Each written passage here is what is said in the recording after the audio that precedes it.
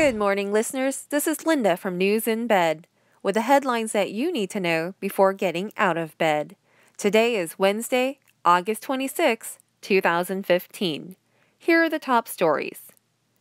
China, the world's second largest economy, brought some hope to world markets on Tuesday morning with an emergency interest rate cut that was aimed at calming the financial markets and boosting economic activity by flooding the markets with cheap money. The U.S. Dow Jones Industrial Average rallied to over 400 points for most of the day, but closed in the red with a loss of 205 points. The index has lost 11%, or 1,900 points, in the last 6 days.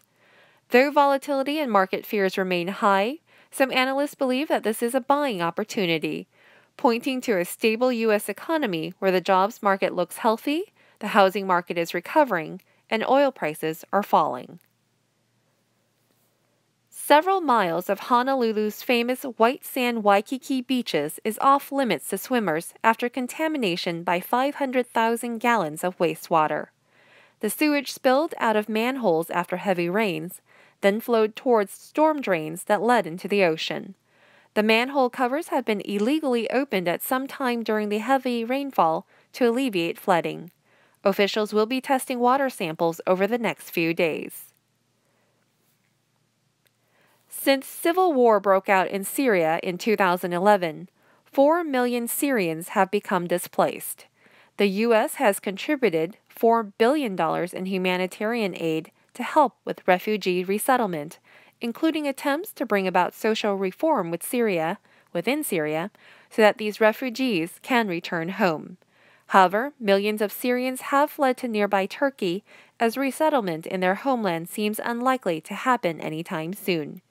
In addition, the U.S. has agreed to accept 5,000 to 8,000 Syrian refugees into the states next year. While on a school trip to a Taipei art gallery, a 12-year-old boy tripped and grabbed onto the closest painting for support. Unfortunately, that painting was a $1.5 million work by 17th century artist Paulo Porpora. The entire incident was caught on security cameras within the gallery. The painting is now being carefully mended and restored by art experts in Taiwan. Fortunately for the boy's family, the cost of repairs to the painting are covered by insurance.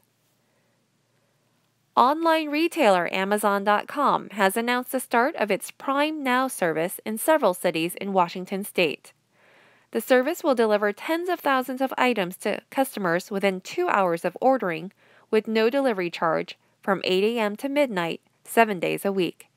Delivery can be expedited to within 1 hour for a fee of $7.99. Items that can be delivered include perishables such as milk and ice cream, along with beer and wine. And those are our headlines for today. Remember to make it a great day, and we'll see you tomorrow.